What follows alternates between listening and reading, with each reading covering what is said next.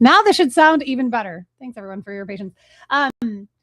When you're building your pipeline, I think it's fundamentally important that you have a marketing pipeline that's different than your sales pipeline.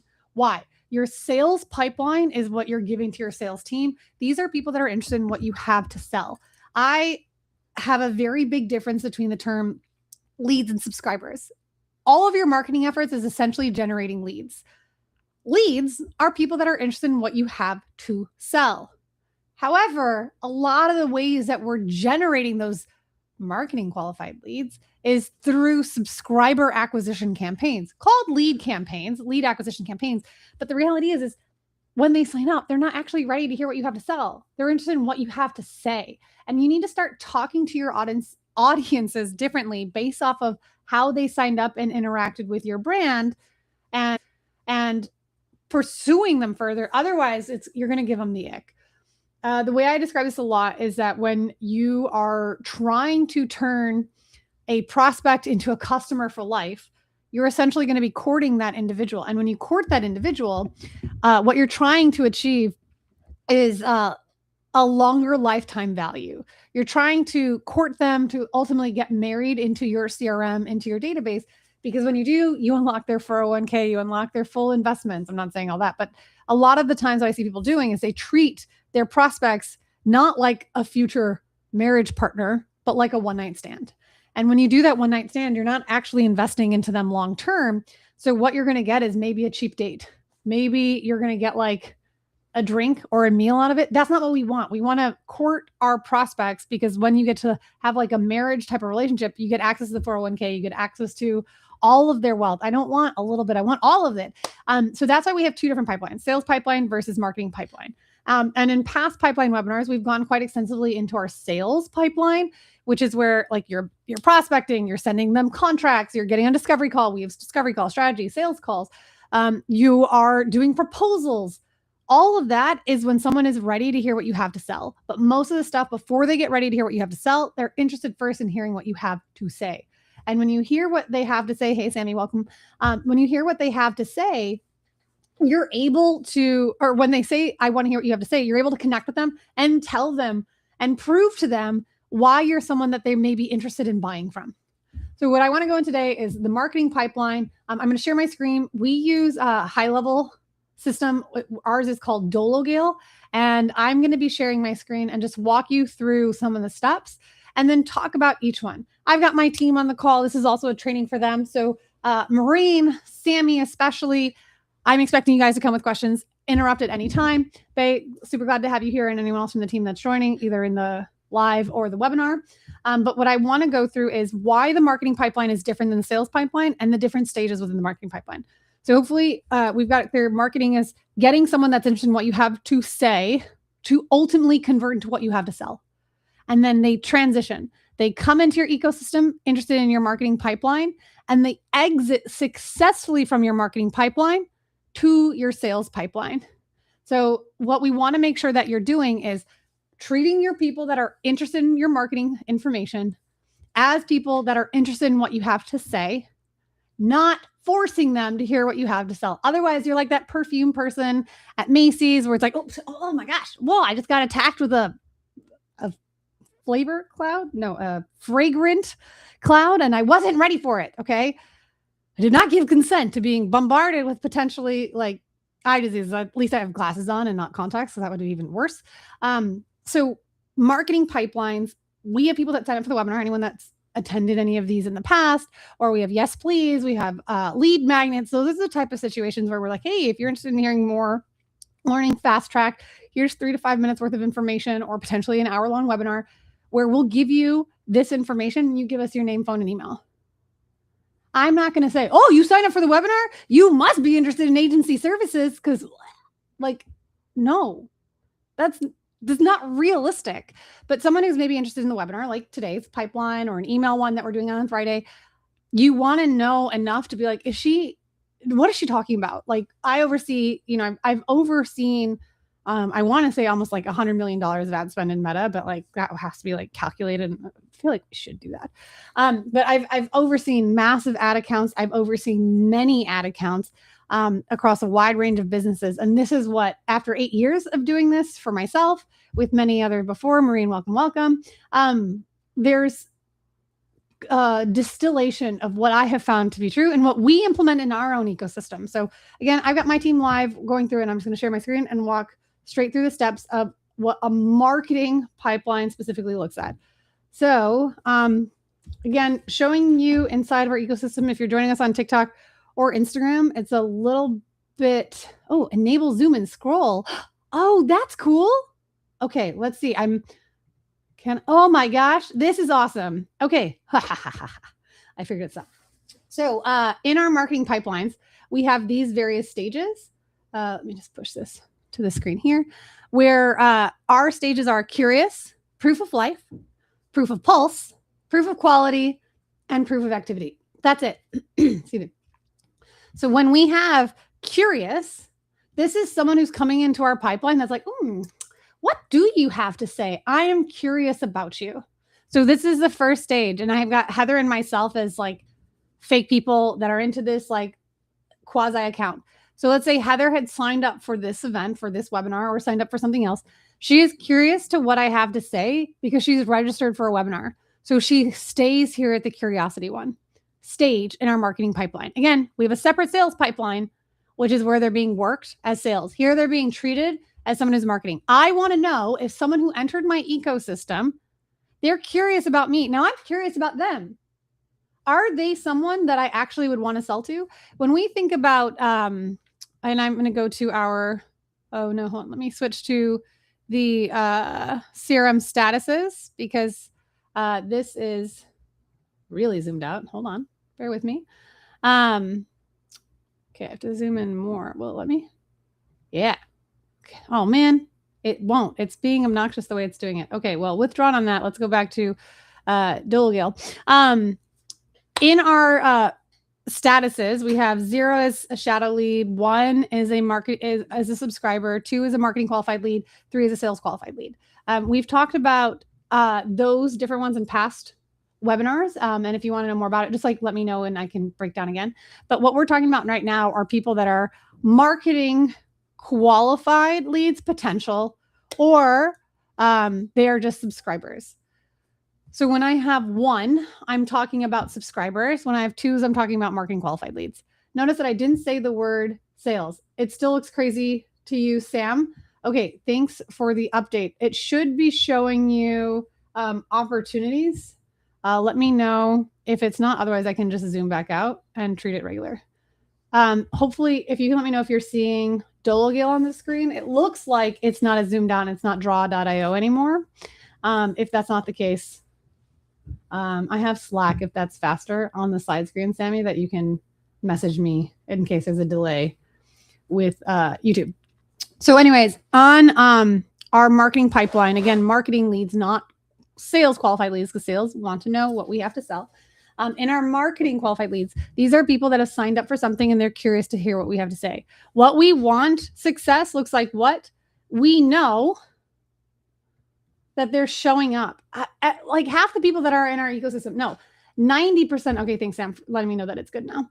90% of the people that are in our ecosystem are never going to care anything about what we have to say. Like they're just going to ignore us.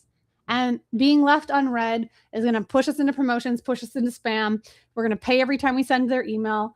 We are going to have negative value to those tire kickers. I don't want any subscriber into my ecosystem. I want quality subscribers into my ecosystem because quality subscribers can turn into quality conversions. And we're trying to progress them. I have stages curious, proof of life, proof of pulse, proof of quality, proof of activity. Success is taking Heather from being curious to about what I have to say to being curious about what I have to sell. So how do we do that? She comes in. What we want in step 1. Step 1 is our sales admin, our team will go in and look at who's in our curious stage of our marketing pipeline. So again, whatever that is for your system, it's anyone that's come in that has not yet been contacted. You might have automations that they get as soon as they sign up, but I'm talking about a real human contact. So they're here and curious. This is this staging area where they live in until something happens. and they don't graduate from this initial stage in the marketing pipeline until something happens. That something can happen from them or from us. We have stage 2, which is proof of life, 1As and 2Bs till responded to. Again, that goes into our 1s and 2s and all that stuff. Irish, we should make a cheat sheet so that anyone that wants to have the 1s, the 0s through 8s explained can have like, oh, here you go. Here's the QR code that goes straight to it. Like you don't have to gatekeep it. But we have Heather. Heather is in our system. She's in our system, so she's going to get our 2 emails a week. We do a values in advance email and a marketing push email every week. Value in advance is I just want to purely give value. Here's something we found. Here's what's working. Here's what came up. Here's ideally just value for you. And then should Heather click or reply, she's going to be automatically moved to proof of life because that's what we determine as proof of life. Again, I don't want a subscriber who is just sitting in my ecosystem doing absolutely nothing. I want a subscriber who is activity. If they're sitting in my ecosystem just curious, they're a zombie to me. Zombies don't have credit cards. They don't have a pulse. So how can I extract any money from them as a potential future person if they've shown zero activity? Like where I try to nail this in is if someone signs up for a lead magnet you've created, let's say you've created like 10 conversation starters for small business owners looking to get a loan for their first time. Right? Or it's like, that wasn't a good example. Like what's on my desk? Okay. I've got nail polish remover. Oh, that's embarrassing. Okay. So say you sell nail polish remover and you have some sort of lead magnet, which is like the 10 ingredients you need to make sure are not inside of any nail polish remover, unless you want to give yourself cancer. Okay. Someone that's going to sign up for this is saying, oh, I currently shop for nail polish remover. I want to know the 10 ingredients that are like illegally banned, like 10 ingredients that are illegal in 95 countries, but legal in the US. Are you sure you want this in your nail polish? Like, that's a lead magnet. Someone who's going to sign up for this is going to be like, well, I want to have better sustaining nail polish. I'm going to opt in. I'm interested in what you have to say. I didn't say I'm interested in buying your nail polish yet. You have to prove it to me. So in those emails, you might ask me for a reply. You might ask me for a click where it's like, oh, hey, we just had this FDA approval for our newest nail polish edition. And so we are now the 3rd ever nail polish company to get this type of FDA clearance. So say that's an article. It's like you can read the full article here. And that article is sent via email. Let's say Heather clicked on that article in the email. So I know I don't know, but I assume she's not a bot and I assume she's not a zombie. She has shown interest in something. A lot of times we look at open rates and open rates aren't real. If you're using Apple Mail, which is like 50% of the US population, you're getting false positives for people who open. So we specifically make it on a click in the email or a reply in the email. So if they're clicking or they're replying in the email, we have an automation that's going to move them from curious to proof of life. 1A is that they're just active. So they were a subscriber. 2B is that they signed up for a webinar and they've clicked on the webinar like, hey, I'm going to click and here's the access to the webinar. But Heather has clicked and she's shown proof of life. Maybe the question was like, hey, what is the email that we go out, say a different email goes out. And it's like, hey, is your email is your nail polish remover pet friendly? And so say that's the subject line of the email. And the email is like, hey, there's like 17 common ingredients in nail polish remover that can be extremely toxic to your pets. Cats can't consume 14 of them. Dogs can't consume all 19. So if you tell us what nail polish remover you're using, we'll follow up back with the ingredient list and give you the clear of like, okay, it's pet friendly or not. And if it's not, we'll give you we'll show you the ingredients listed on the back of that bottle or what we can find on the internet and highlight to you those ingredients which are not pet friendly. And the reality is we're not giving these in our pets, but sometimes we forget, it spills over and it gets on the floor and the dog starts licking it up. Fortunately, this has never happened, knock on wood. I'm sorry, this is the example I'm using. It was just the first thing I could find on my desk. But if you're someone that's actively doing or painting their nails and you buy nail polish remover, I find value in being like, I'm going to tell you which nail polish remover I use so that you can tell me if it's pet friendly or not.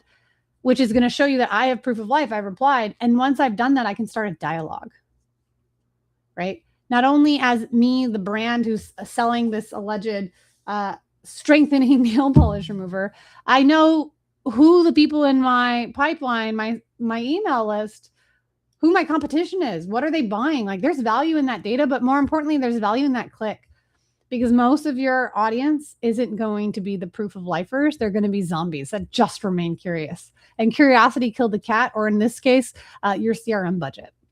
So someone who's curious can graduate to the next stage, which we call proof of life, which is where I'm asking that subscriber in my CRM, my customer relationship management system, is that subscriber, do they have proof of life? Or is it a bad email? Is it a bot? Is it a person who just signs up for everything and anything and will just cost me my 0.0001 cents for every email?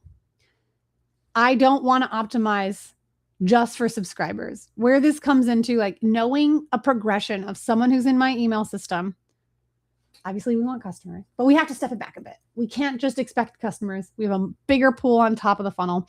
I want to know if those people in my email system, do they have any sort of proof of life?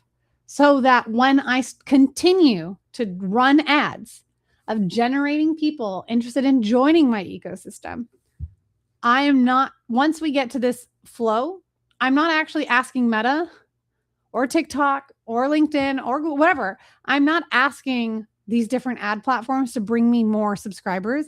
I can then change my optimization goal to bringing me more proof of lifers. This is why, like at the end of the day, why we need to have a separate marketing funnel than we have a sales funnel. Because your sales cycle can take a long time. We have some clients that have been following our stuff for years before they're ready to engage in agency services, which sucks for them because the pricing they probably saw when they first got into the ecosystem was a lot cheaper than what it graduates.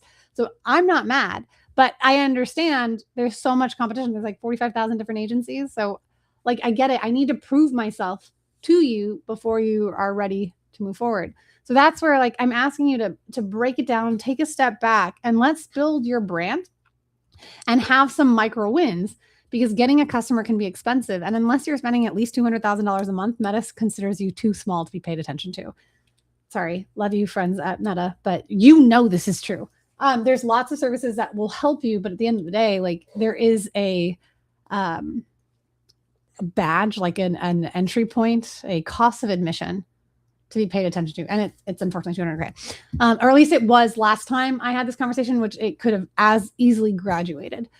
So when someone goes like Heather, she was curious and then she responded to that email and she told me, oh, I use the CVS Pharmacy Strengthening Polish Remover. Because she's shown proof of life, we now have the opportunity to progress her to proof of pulse. But I just want to take a quick hot second in case Sammy or Maureen or Bay or anyone has any questions about why we have the first two stages of the curious stage versus proof of life stage. Everyone comes here first. This is the sitting stage for anyone that has signed up for something where they've shown their curiosity. And then what we're trying to do is decrease those being curious to getting proof of life.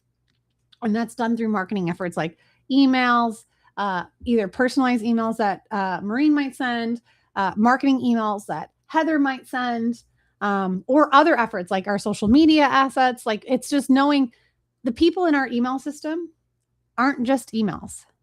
They're humans. And what do humans have? Credit cards. And credit cards that could potentially buy our products or services, which is why a lot of the stuff that we're doing. So from those in the chat, like Maureen, Bay, or Sammy, I just need, or even Irish, like one of you just to give me a heads up that you understand this so we can progress to that next stage. But I just want to make sure that like step one is we want to take those in the curious stage to proof of life stage. And we do that through our marketing efforts where we're getting them to respond to our emails, whether it's personalized or automated. We're getting them to respond to our social media stuff, and getting them to engage so that that profile is no longer a human, but an actual person. Okay, Sammy, thanks for jumping in. You're saying if someone opens but doesn't click inside the email, where do they sit? That is a great question, Sammy.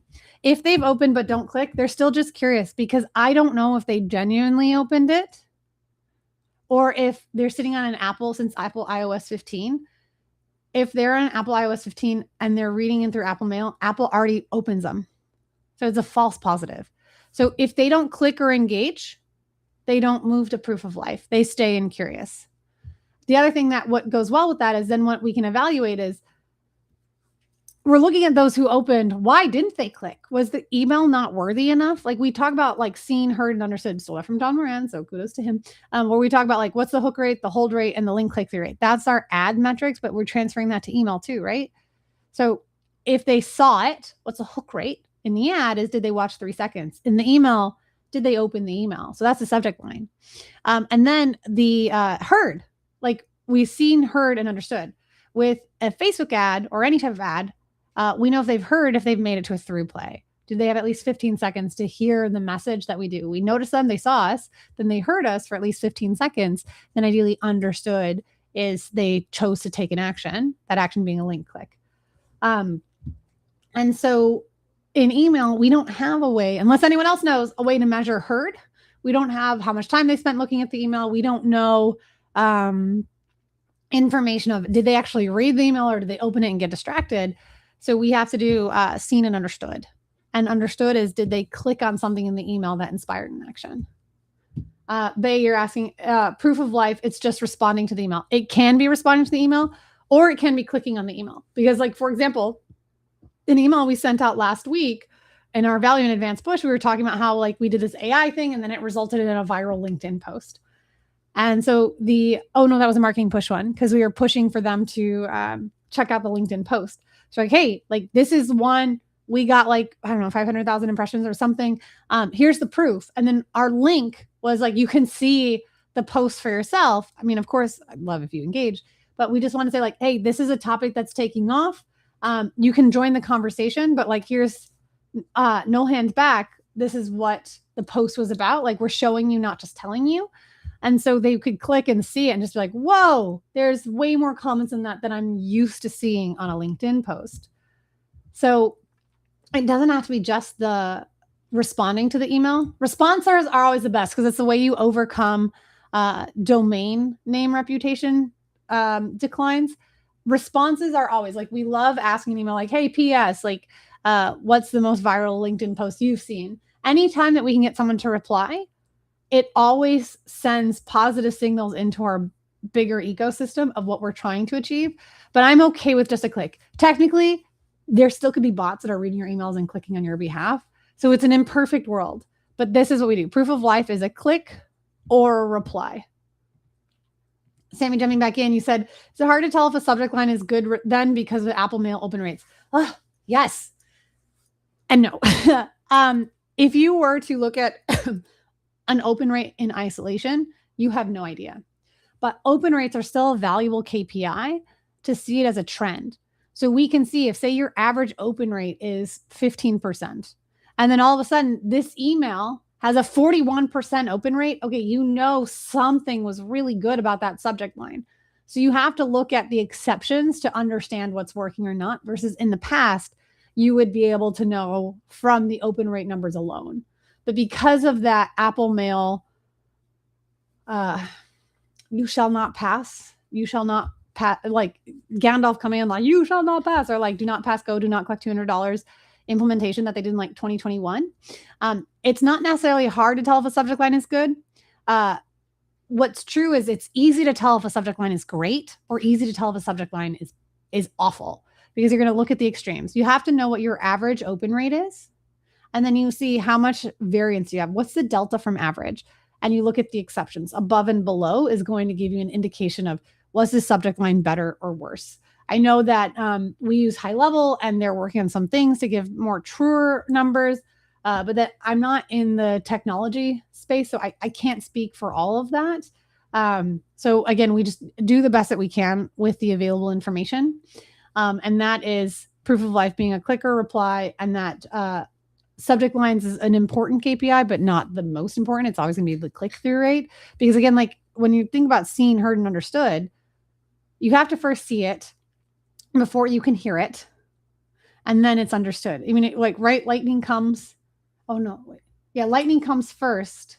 And then however many seconds you wait until you hear the thunder is like how many miles away the storm is supposed to be. I think that's One of the things, like if it's 7 seconds between lightning and thunder, then the storm is 7 miles away. Don't quote me. I haven't done sailing in a very long time. But that's where the ultimate goal, the end goal of whether it's the ad or the email or the organic social media post, in order for that to be understood, did they understand the assignment, which is like clicking through or taking that micro action? So when they've shown some sort of click or reply in an email, or this could be if they've engaged with us on organic social media, if they're engaging with us on comments, like within high level, like we have the conversation step, it's wherever we can see that this contact has contacted us. They have given us proof of life, right? If they have given us proof of life through any of our marketing ecosystems, okay, glad, Sammy, this is making sense. Yay. They've given us proof of life of any of our ecosystems. We graduate them into this category. So when we come in, Maureen, every day you're looking in, you're like, okay, who's curious about us? They're curious about us. We want to be curious about them. Are they zombies? Are they buttheads? Like, what? Who are they? I want them to have proof of life, because what will happen here is if someone stays in curious for too long, you can determine whatever that is for your pipeline. But if they just stay curious, no, I'm not in the habit of just making sure that this is someone that stays curious. Why? Because I'm spending money. I'm investing in people to enter into our ecosystem. If you stay curious for too long, I have an automation that's going to kick you out of this pipeline. And like within high level ecosystem, you've lost, abandoned, won. If you stay curious, no, you stay abandoned. So after 60 days, you've shown nothing. I've sent you emails. I've had things. Glad Bay, it's making sense so far. Woohoo. When I am progressing you through our stuff and I'm trying to get proof that you're not just a zombie, you're not just a burden to my ecosystem, 60 days, nothing, I'm going to abandon you. And when I abandon you, I can then use our third-party tools to send back into Meta that you are an unworthy subscriber. So I pay for Meta. I pay for someone to come into our ecosystem. Let's do easy numbers, $10. Let's say every lead or subscriber that comes into our ecosystem costs me $10. Whether it's lead form, landing page, I don't care. Costs you $10. And then that person, I give away something for free. And that first email, remember, it was like, what do we say? 10 ingredients. Here are the 10 ingredients that are illegal in 97 countries, but are allowed to be in your nail polish remover in the United States. You download that lead magnet. You're like, yes, I want this. And then I send it to you via email. But then you don't access it. You asked, I answered, I gave it to you, and then you don't look at it. And then I send you another email, because when you come to our email revenue triage, like this Friday, I talk about how I'm not going to sell you or talk to you about anything else because you said you wanted this lead magnet that's about the 10 ingredients that are illegal in 97 other countries. This is an example, by the way, that's illegal in other countries that are allowed in the United States. You asked, I delivered, and you're incapable of taking what you actually asked for. Why would I think you're ever going to be capable of taking action on anything I ask of you? You asked for this lead magnet. You didn't click on it. You didn't access it once.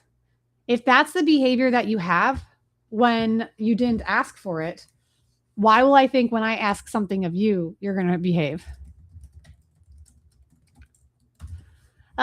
So click or reply, you've shown proof of life. You are no longer just a curious zombie to me. So Irish and Marine, just make sure that you can confirm that this is making sense. Obviously, Marine, this is most for you. So we progress from proof of life. Heather replied and told me, I'm using, what is this? CVS strengthening polish remover. Amazing. I have this audience now. I'm going to tackle this audience. I need to go from left to right. Success is here. Activity of who showed up. So what I need to do is Heather, she responded to me. She showed me proof of pulse. This is amazing, especially because when we start getting volume, this is what we're optimizing for. So we're cutting out the zombies and we're telling Meta this is bad, because with our third-party tool, if they've stayed here for 60 days and they've done nothing, I'm telling Meta that they're actually worth negative $20 to me. Meta, not only did I pay $10 to acquire the subscriber, you actually cost me $20. I'm giving you a negative value. So this person came in worth $0, but now they're worth negative $20 to me. And I'm sending it back so that Meta can have better optimization, because I'm telling them what I actually want. I don't want zombies. I want people that have proof of life.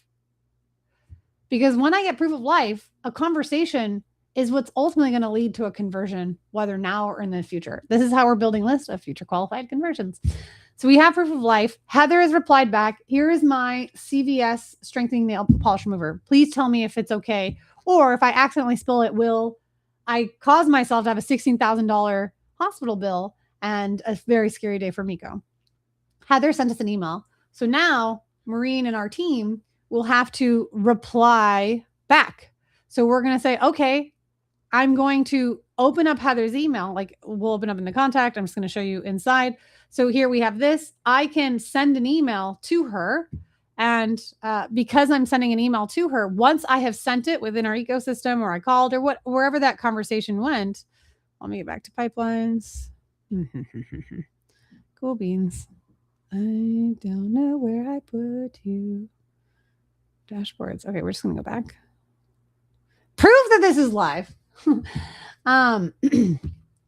Heather's in my to-do list, right? Heather's in my to-do list. So as a sales admin, I'm going to be like, okay, let me answer her message. Hey, Heather, I'm going to acknowledge you. And I'm going to be like, hey, Heather, thanks so much for reaching out. I found the CVS strengthening nail polish remover. Just a quick question. There's 2 of them. So I sent you both. Let's say that there's a 2. There's a purple liquid and a blue liquid. Not sure which one you have. We say, okay, awesome. Thanks, Maureen, for confirming. And we say this one, purple, is okay, but blue has an extra strengthening ingredient, which can be very dangerous. This is one of the illegal ones we had on this list. So as long as you're using purple, you should be fine. But it still has a toxicology where it's a little bit more. So now I can validate Heather's answer. I've replied to her. I'm leading with value. I'm being honest because that's the company that I want to run. And to say like, hey, as long as it's purple, it's non-toxic to animals, which is good. However, just as a mindful, it's not ethically sourced and it is still flammable. Because now I'm opening the door for her to ultimately be interested in what I have to sell. She was interested in what I have to say. What are the 10 ingredients that are illegal in 97 countries, but not in the US, right? She showed I'm interested in what you have to say. Then she gave me proof of life because she's like, oh, wait a second. I have this one. Let me know, is this safe for my pets? And then once I sent her that email, she's given us proof of life. Now, only after we've responded to, we have shown that we also have proof of pulse. And that pulse isn't just to be like, oh yeah, look, I'm a beating person. This is not AI, but like proof of pulse because you have a heart.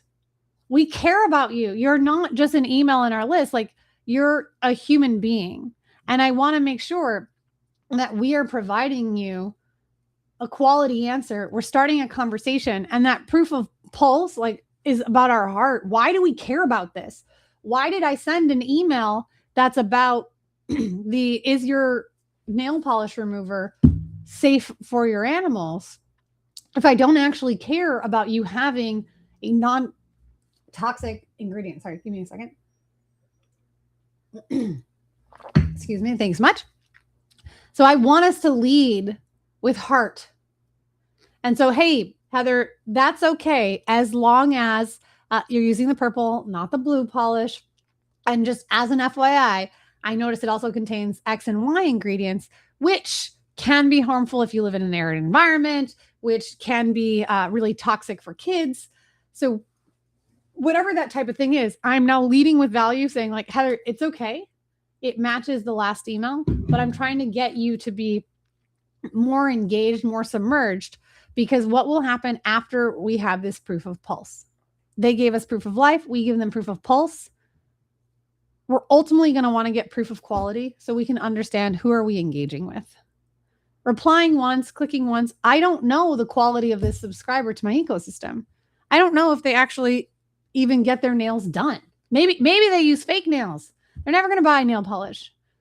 In order for us to understand the quality of a subscriber in our ecosystem, we have to understand more about them. We have to engage with them, right? In your sales pipeline, you can't determine sales quality if you haven't had a dialogue. In our marketing pipeline, you can't determine quality of a subscriber if you don't have engagement. Now, there's other engagement metrics that you could do where you can have lead scoring, such as they spend 5 minutes on the website, they're clicking a lot of times, they're attending lots of webinars.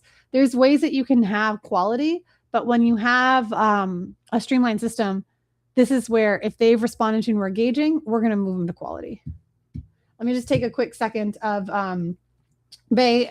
You had said earlier, it's cool that you can optimize meta for this so you don't spend money on zombies. Absolutely. None of us want, like, scaling your pipeline, scaling your marketing efforts doesn't mean spending more money. Scaling doesn't mean getting more volume. Scaling means getting more quality volume. And you don't want to start with, I'm just getting subscribers. Scaling means I'm now scaling down funnel. So I'm still doing subscriber acquisition, but I've changed the benchmark for what I'm telling Meta is good. And that's getting proof of life. Proof of who responded to, that's not going to be something you would ever scale past. Say you're doing high volume and proof of who we're engaging with. This is people that are like having conversations back and forth. You ultimately could, but for the most part, that becomes a labor intensive system. Start with getting leads, yes or no. And then are you getting quality leads? Then you can go further like, hey, are they like really quality? But once you're getting that level, the ultimate goal is who showed up. So you have show ups on calls, on webinars, things of that nature. So it's great that we can optimize for more of what we want, but it's really important that we are considering our scaling is not for what we can get, but what we actually want. If you don't tell Meta what you want, it's going to give you what you can get. Okay. Maureen, you had another question. What are some examples of proof of pulse? If we call them and email them, good question. Proof of pulse can be either. So if we're calling them, we responded to them. We are not, proof of pulse isn't a place that, it's like a holding pattern. It's not a place of like us expecting more from. We don't want to be annoying, but we're going to follow up a few times, right? We might send a personalized email. We might do a call, depending on where they live, might be a text message. We might do a push voicemail. We're just letting them know, hey, Heather, let's say, where's my nail polish? Okay, pretend we work at this company. What's the name of someone in Sammy or Bay or someone, give me a name of our fake nail polish company that's going to be like super healthy, like enough where like you could Seth Rogen it and be like, look, I can drink this. This nail polish is so healthy for you and your nails. I need someone to give me a fake nail polish company name. Now I'll be able to see what's the delay between the live video and the comments. So while we're waiting on that, if I am, we were at examples of proof of pulse. I can push a voicemail to Heather of an example and saying like, hey, Heather, it's Lauren with, we'll figure out the name of our company later. I was like, someone just give me any word. Oh, wait, hold on. Did Heather send it in notes? That would be funny. Oh, no. Oh, Heather, look at those notes. Oh, my gosh. Sorry. I just saw that. You are fabulous for putting that behind the scenes. I'm just going to leave it as a good question because that's the last comment that I can see from YouTube. And I know that last time we had some issues with the comments coming through, or there's just natural delays. So we're going to call it, oh, no, now they're coming in. Okay. I've got pink glasses nail polish. Sammy, you're Organ Nails. Oh, okay. Well, Bays came in like, what is that? At 1:46. Oh, no, it's literally the exact same time. We're calling pink glasses nail polish. Okay. So, hi, Heather. It's Lauren with pink glasses nail polish. Just calling to leave you a voicemail. I saw that you sent the email in. Just sent you a reply back about the purple one being okay. And I just wanted to say like, hey, thanks so much. My name's Lauren. I was the one who sent you the email. And I just wanted to say, like, I really appreciate you reaching out. We love talking to real humans. If you ever have any other questions as it pertains to your nail polish, here's my direct number. You can always call in, text, or reply to any email. Just have a great day and like slay, like stay slay. I don't know, figure out something more conventional. So you could push it as an email or push it as a voicemail. You can respond to an email. They like live in this period until we know who they engage back with us. Okay, good. Sammy approves of the pink glasses nail polish. I don't know how not sure. Yeah, pink glasses nail polish company. So what I would do is someone comes in curious, we're going to continue to market to them. We might be in like proof of pulse who we responded to, but we wouldn't move them if we're contacting them. Us contacting them doesn't mean they move to proof of pulse who we responded to, because us outreaching and us responding are two different pieces. In order for us to respond, they've had to have sent us something to respond to. So if someone's like, say Heather, let's put her back here. We sent her this email. We sent her this. No, okay, sorry. Take it back. Let's keep her in proof of pulse. Let's say, come on. Let's say meet Lauren. Okay. Lauren isn't curious. We send her marketing emails. We engage with her. There's nothing. We're calling her. We're sending voicemails. Like we're sending her text messages, all of our marketing efforts. And Lauren's doing nothing. She has not given us any type of proof of life. She will get expired after 60 days. So I just want to make a difference of proof of pulse versus us doing outreach at the curious level. We'll contact them nonstop until they respond. Oh, a response could be like, go away. I don't want you anymore. Okay, awesome. Unsubscribe. Because that's going to send instant data back to Meta that I don't want this person. An unsubscribe is a failure for what Meta brought into my ecosystem. Or proof of life is like, hey, like this is awesome. I literally just went to Costco and bought a 6-gallon bottle of nail polish remover. So it's going to be a hot minute. I'm like, okay, great. Still gave me proof of life. We're trying to get someone from curious to proof of life. So we're contacting them, emailing them, engaging with them how we can. When they respond, then they come to proof of life. When we're looking at this proof of life column, this is a hit list. This is a to-do. If they've responded, we need to respond back. So in a scenario where it's like, oh, who's on our proof of life? This list should be empty ideally by the end of each day. If someone has responded to us and has engaged with us, we don't want them to stay here. This is like a to-do list. Okay, I responded to Lauren, so now she's going to go into proof of pulse because this is our proof of pulse. We've responded to them. So every day come in, who's on curious? Is it time to contact them again? They're going to keep getting marketing emails and then get phased out of 60 days. Nothing happens. I look at this and anyone responded to, I'm going to tackle them first because they've responded. Hey, let me acknowledge you. Let me follow up with the conversation. And then when they respond back to us, that's when now we're engaging. So this is, they replied, we sent back, and they replied again. This is engagement, proof of quality. Now I can start talking to, let's go back to Heather. I sent Heather that email that said, hey, this is okay. You're good with the purple. And we responded to it and say like, maybe nothing has happened. It's been maybe 2 weeks. I've seen Heather, like she's clicking on more emails and I don't want to abuse her being in the system. I'm grateful that she's inside our CRM, but it's a marketing pipeline. I'm trying to build a relationship with her because when I have a relationship with her, a marketing relationship, then I can potentially have a sales relationship. So I'm in this proof of pulse stage. I sent Heather an email. Yeah, purple's okay as long as it's not blue. I see her clicking on stuff. Now maybe it's been 2 weeks and I've got some time. I'm like, I'm going to call back Heather again. Hey, Heather. And let's say she picks up. Hey, Heather, it's Lauren with pink glasses nail polish. I just want to say like, how are you doing? Like, how's everything going? And then I can start to have an engaging conversation. If Heather's talking back, proof of quality, then I can get to know her like, oh, okay. Oh, you're based in Alaska. Oh my gosh, we don't ship to Alaska. I'm so sorry. But we are in the Trader Joe's up there. Just FYI, if you ever saw it, like, if you send me a receipt that you bought it, like I will happily PayPal you back. Like we're trying to like push bigger. So if you ever need it, like, because we can't ship to you, we haven't gotten that clearance yet in Alaska.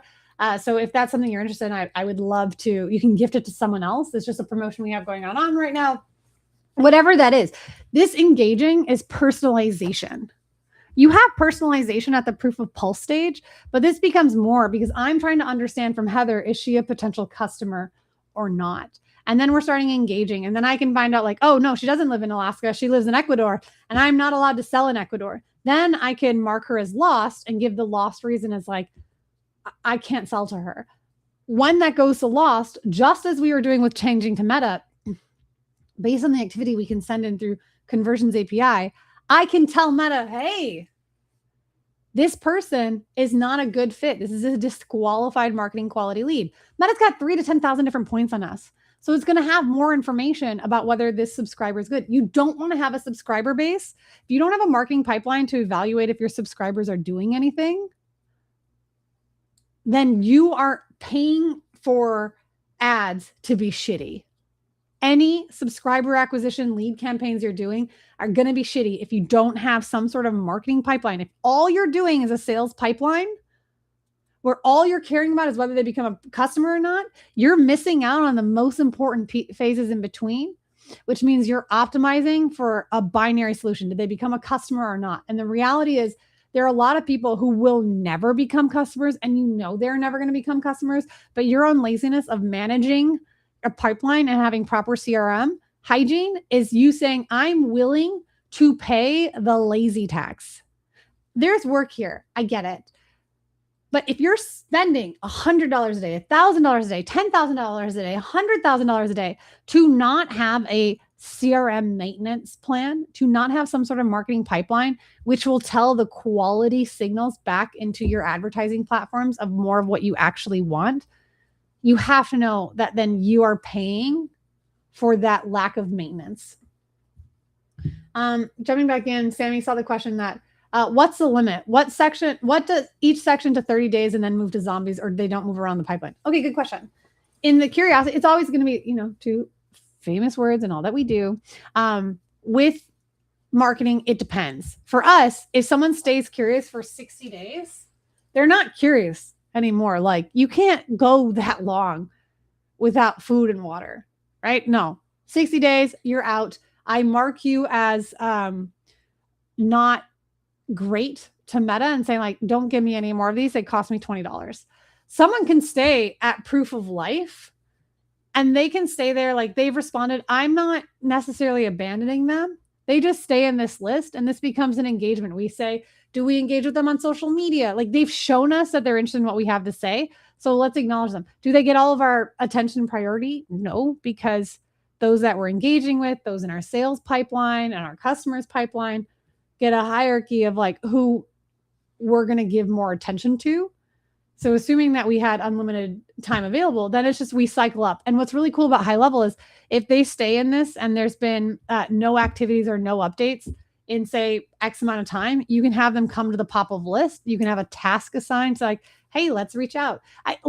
People aren't signing up to be bothered.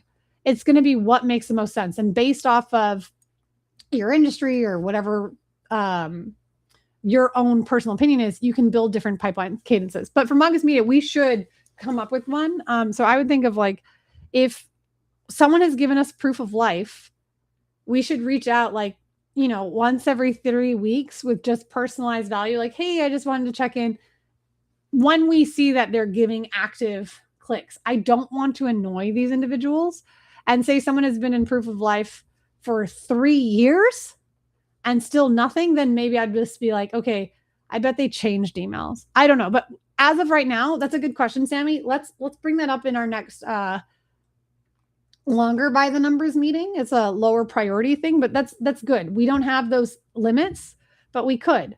And so that when we have scripts and stuff like that, when the thing is, so, like, imagine that there's like 6,000, you just have who you tackle next.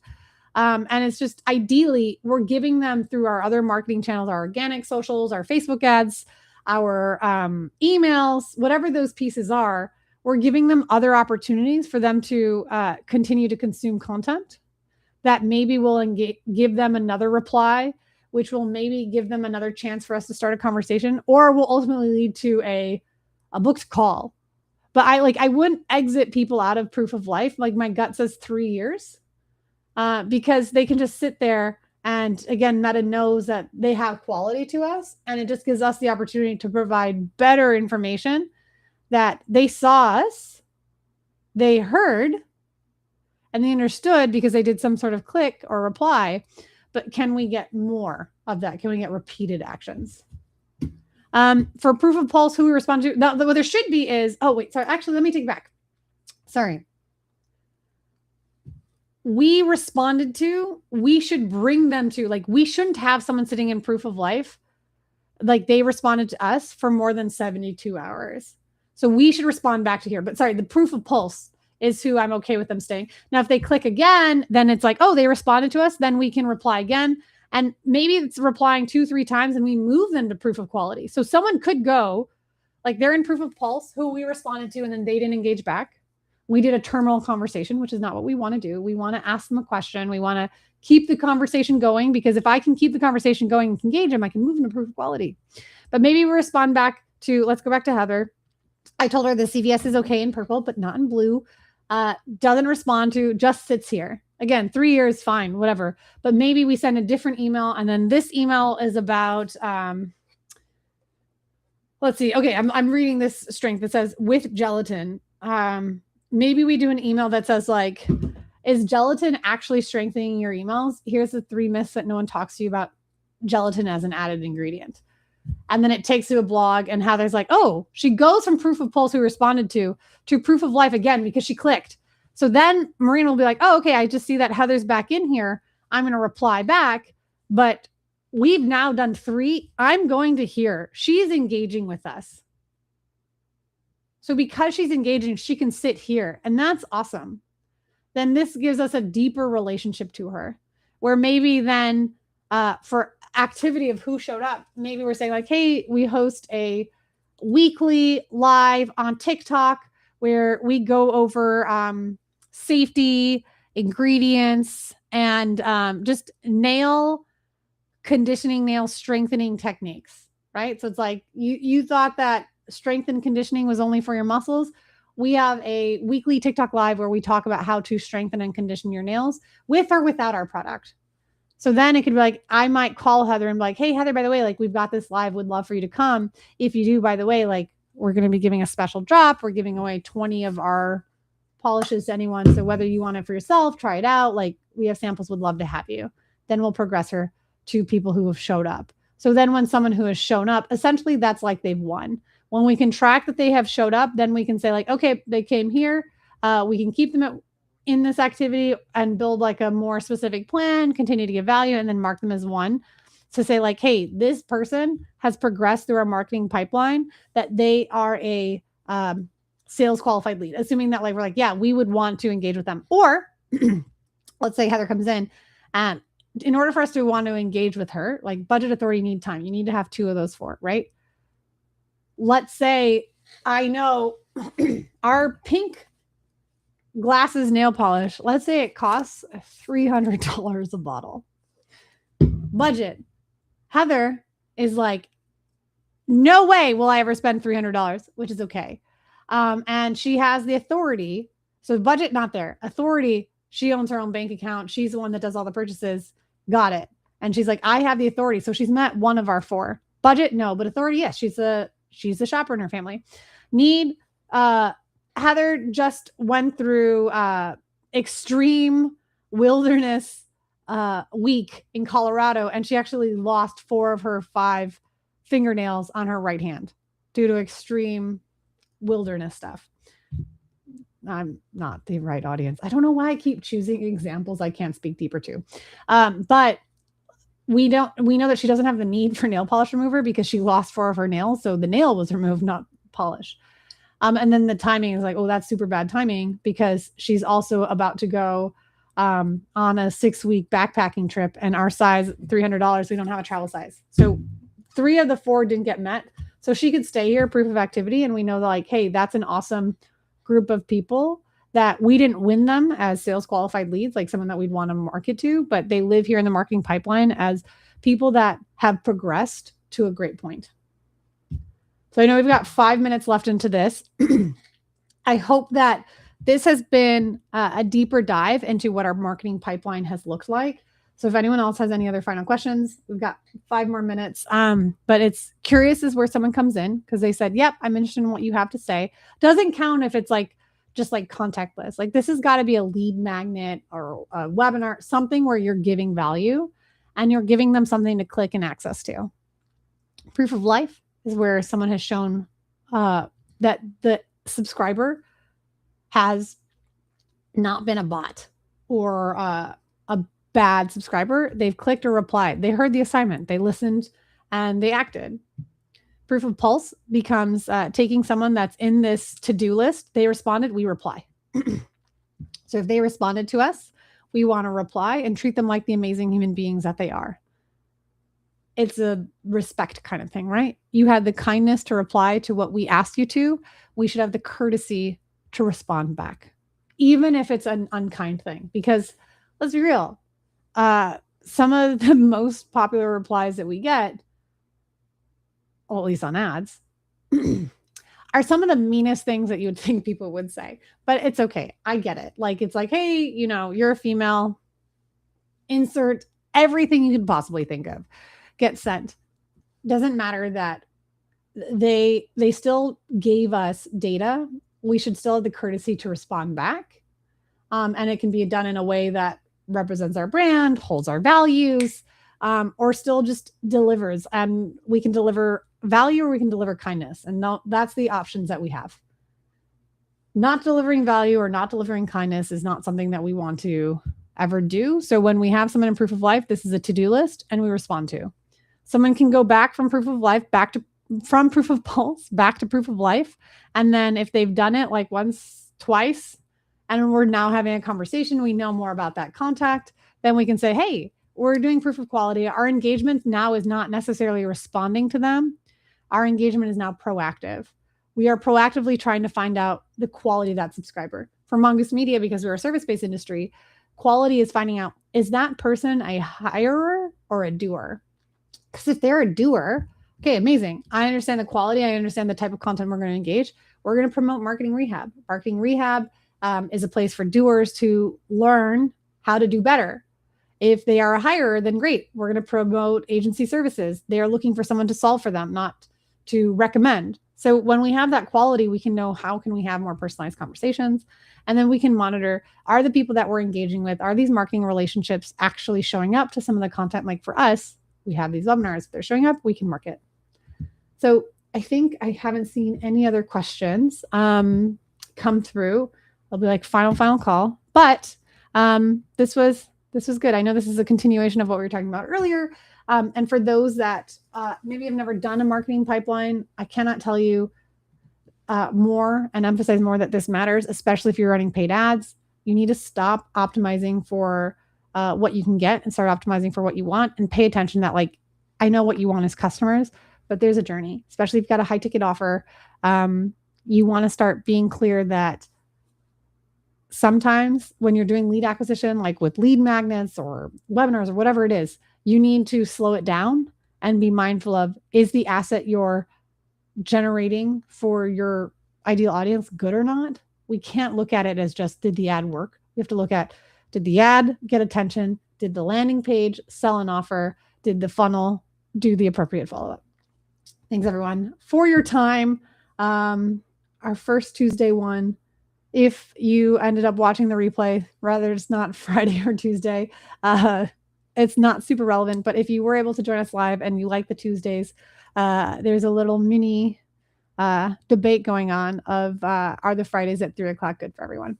So again, thanks everyone who was able to join and participate. Team, hopefully this was a good deep dive for you.